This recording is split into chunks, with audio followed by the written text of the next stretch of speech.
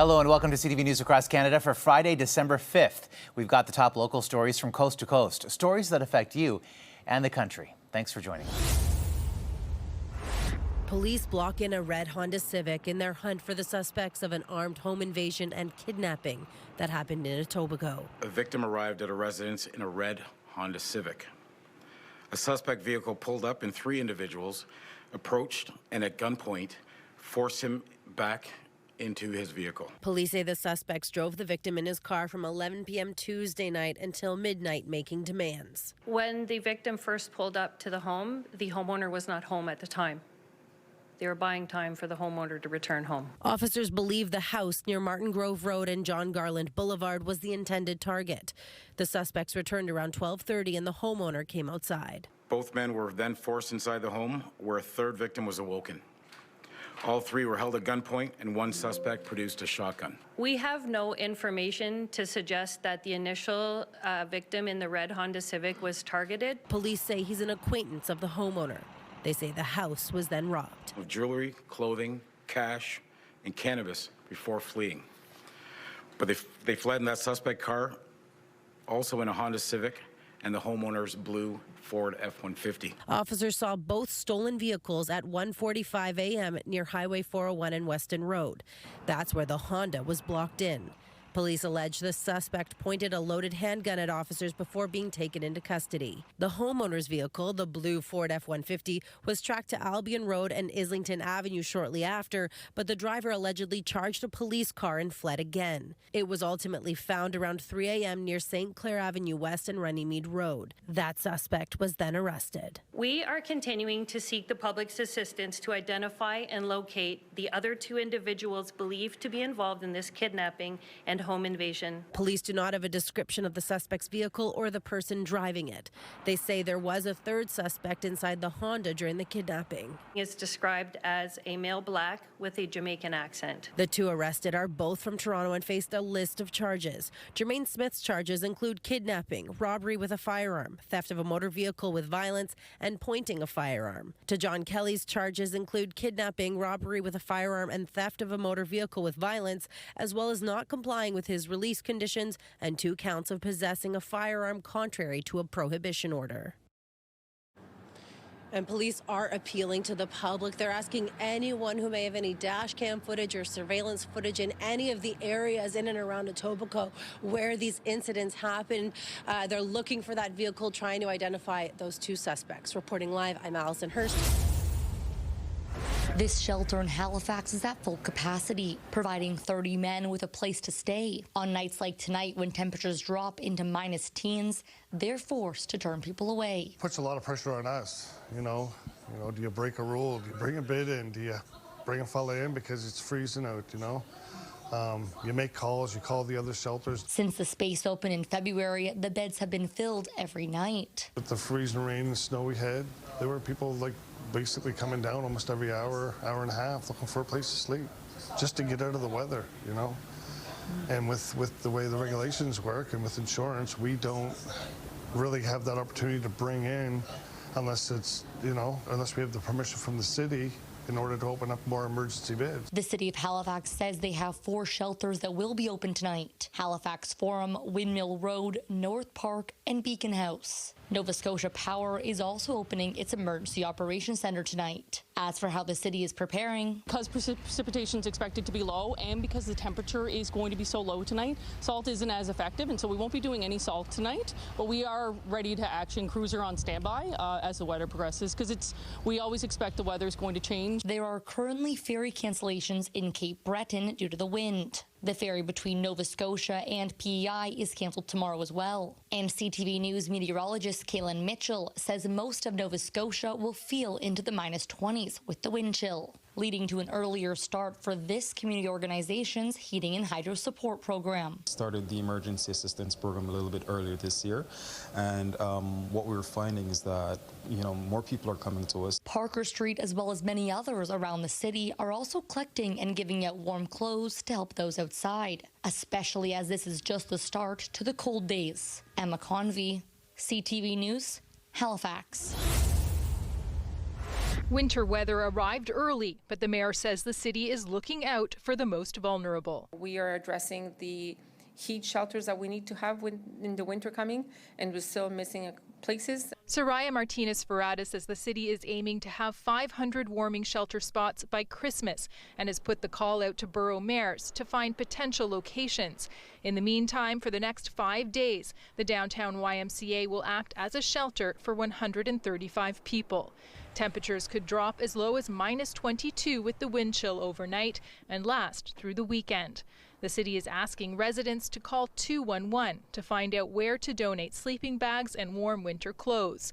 First responders will also be on the ground checking on homeless Montrealers. To direct folks to the locations that are available for them to be able to be housed, particularly in the next number of days that we find ourselves in this crisis. The STM says its employees will exercise judgment and be more tolerant towards those looking to keep warm in the city's metro stations. And the mayor says tolerance is a word everyone should keep in mind, adding she's aware some people are concerned about warming centers in their neighborhoods, including parents of students at this school in Hochelaga, who recently learned a temporary shelter was coming to a nearby former convent. I understand, because we need to make sure that we have a city where people feel safe and are secure. And we also need to make sure that we are taking care of our most vulnerable people, especially in a cold weather like the one that we're going to see in the next 5 days. She adds city officials will sit down with them soon to address their concerns. But for now, her main concern is making sure everyone stays warm during the season's first cold snap. Angela McKenzie, CTV News. At the center of this settlement is water. According to the Chiefs of Ontario, a third of First Nations still face drinking water advisories. At this moment, 58 nations in Ontario are on long or short-term water advisories, and more are likely on the horizon. That's a third of all First Nations in Ontario who cannot drink safe drinking water in their homes. In the settlement, Canada committed to tabling legislation and providing sustainable funding for safe drinking water for First Nations. The chief says they're wondering, where is that bill and the funding? Right now, without water legislation, there's no enforcement a regulatory regime for water and wastewater in First Nations. There's no legal recognition of our First Nations governance over water. According to their figures, causes for poor drinking water include faulty infrastructure, deteriorating water sources and aquifers to water contaminated with bacteria and uranium. This silence is unacceptable. It is gravely concerning that the Government of Canada feels it can operate in this way while our people struggle every single day with the consequences of underfunding and inaction. More Frappier says water infrastructure is failing because successive governments have not made the investments to maintain safe and reliable water systems in First Nation communities. The group says it's been told by Indigenous Services Canada Ontario region that there is no more funding for First Nations water infrastructure. This is unacceptable. It undermines reconciliation. It undermines the Crown's fiduciary responsibilities, and it undermines the dignity and the rights of our people. Water is a basic human right. This government must act immediately. We cannot afford to wait any longer. Prime Minister Mark Carney has promised clean water legislation to come in the spring, but the chiefs say this is a promise they've heard before. Their message to him, will you be the PM that moves beyond promises and gestures? And CTV News reached out to the Minister of Indigenous Services, Mehdi Golmasti, who says clean, safe drinking water in First Nations is a top priority for her and the government. In a statement, she writes, in part, our government is committed to ending the remaining 38 advisories, and we've allocated an additional $2.3 billion for that purpose in Budget 2025. I am honored to continue advancing this important work together. Covering her face with a medical mask, Haley Roberts walked into the Collingwood courthouse today where she was given a 2-year conditional sentence to be served in the community. House arrest for 18 months with a GPS ankle monitor, followed by curfew for 6 months. The sentence following a conviction for fraudulently working as a nurse in long-term care homes across the region for more than 4 years.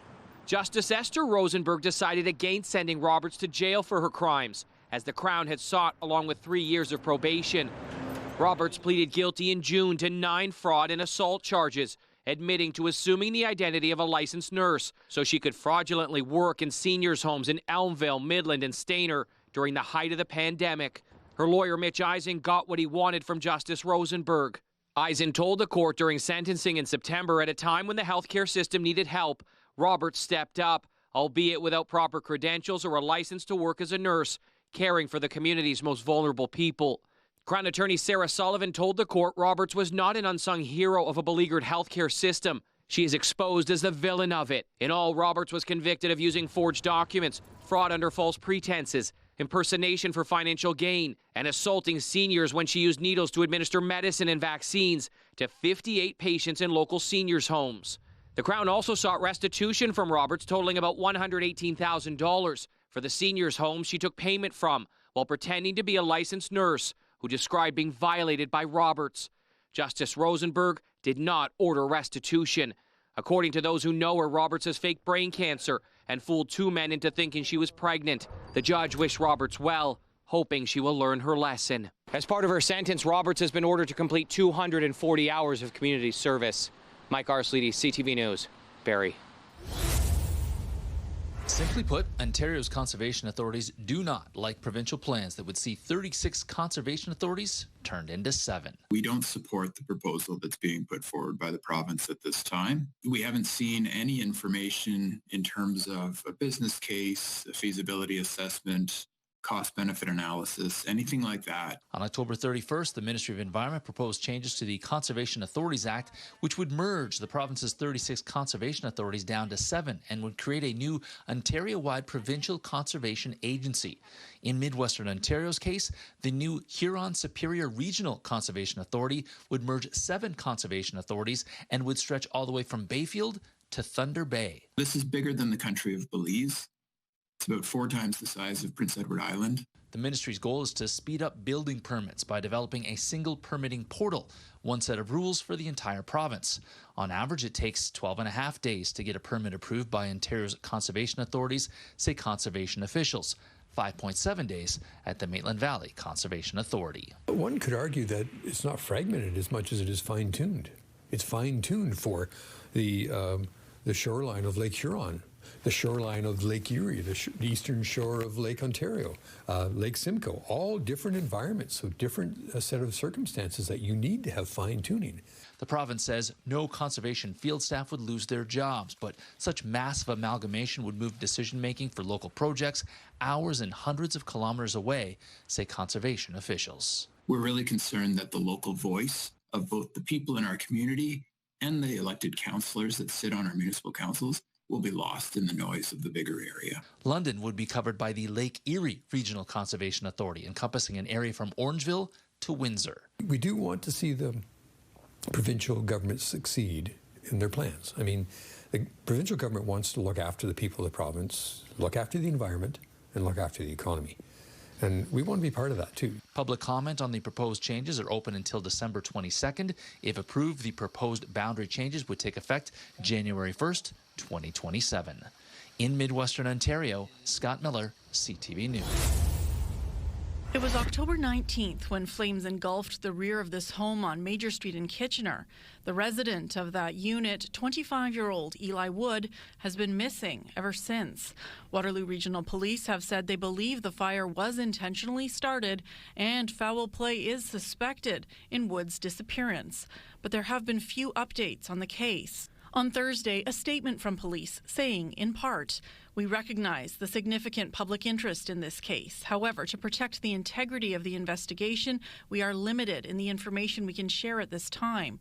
We want to assure the public that this is a very active and ongoing investigation, and our family liaison officer is in daily contact with Eli's family to provide updates.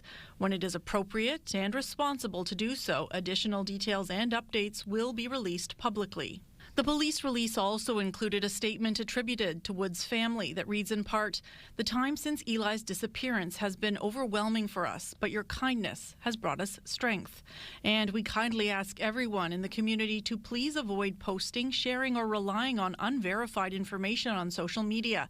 Inaccurate information and speculation can cause confusion and stress for our family and can interfere with the ongoing police investigation." You don't want to taint witnesses' memories. You don't want to influence them by anything that they may be reading on social media or in the media itself, which may skew their recollection or put additional things into their head that are not really factual. So it's always important to maintain that integrity. Former Toronto Police Detective Mark Mendelson says there will be multiple investigations happening behind the scenes. Even going through things like his electronic devices may often require production orders from a justice. That takes time. Then the service provider, whether it's Rogers or Bell or TELUS or whoever, has to pull that information. In the meantime, about 100 people have signed up for a community-organized ground search planned for Sunday. Megan Matheson is one of the organizers. It's a large group from KW and also outside of the community who felt like Eli's situation needed a lot more support.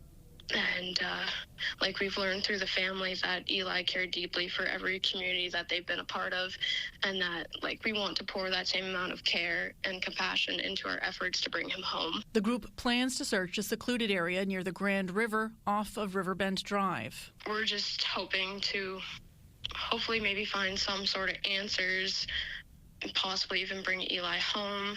Like, we're not too sure, but something is better than nothing at this point, I believe, and a lot of other people believe that too. Waterloo Regional Police will not be attending the search.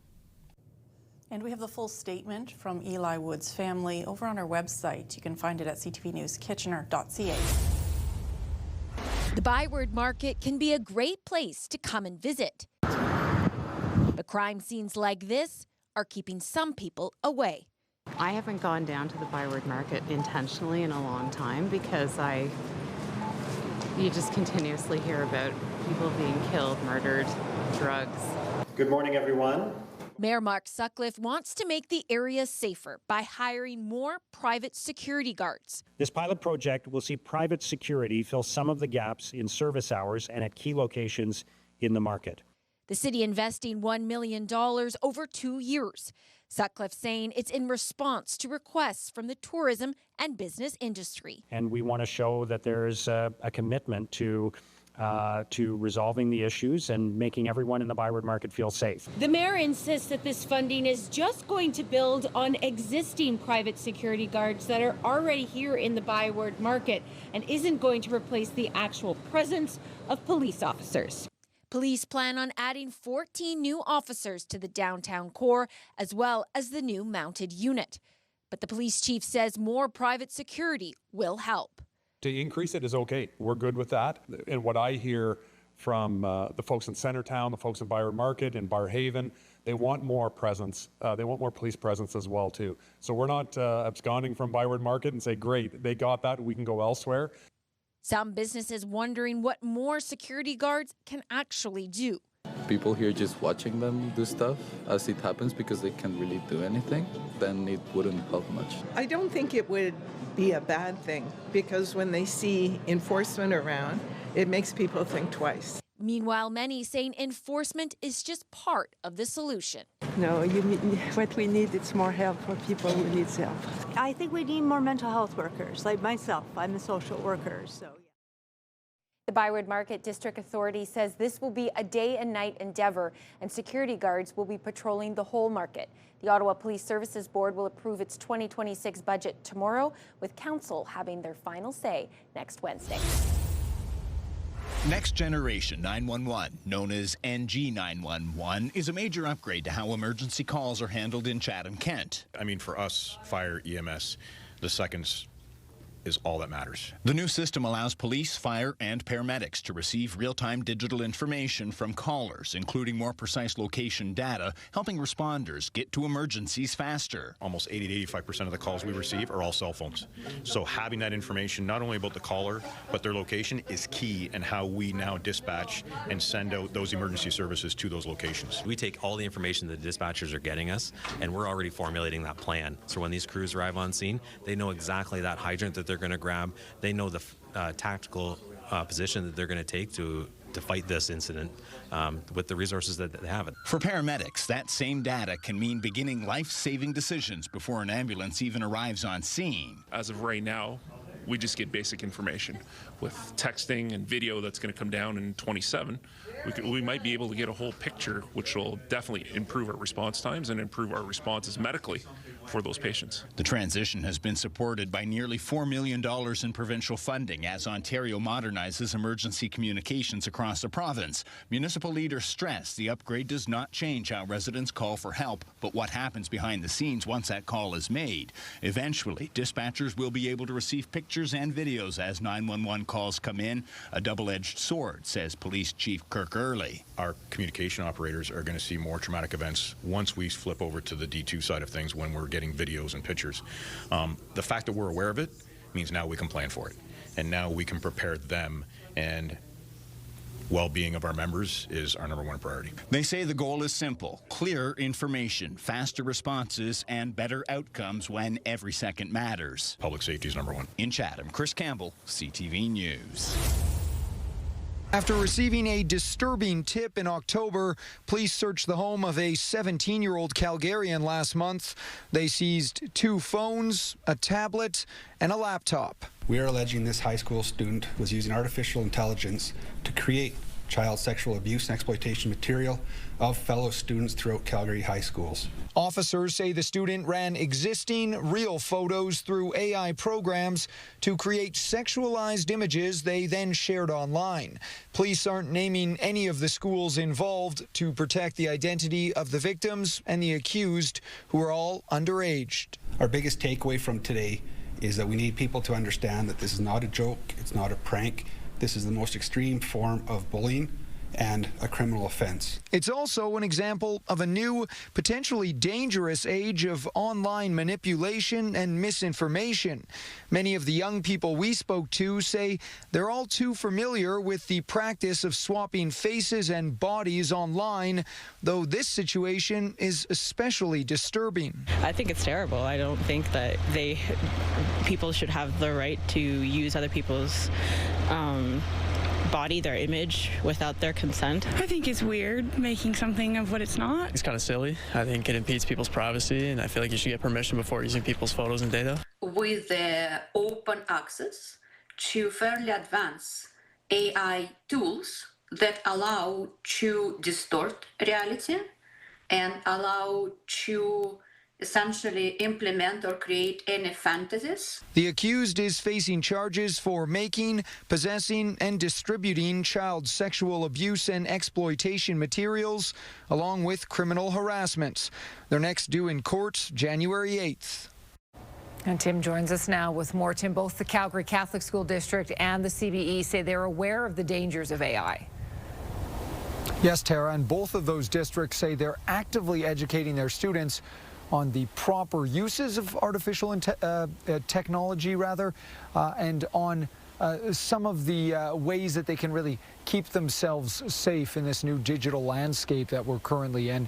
But of course, as you know, schools can only do so much here. So really, parents out there are also being asked to have a chat with their kids at home about how they may be using AI and about some of the ethical responsibilities that come with all this tech.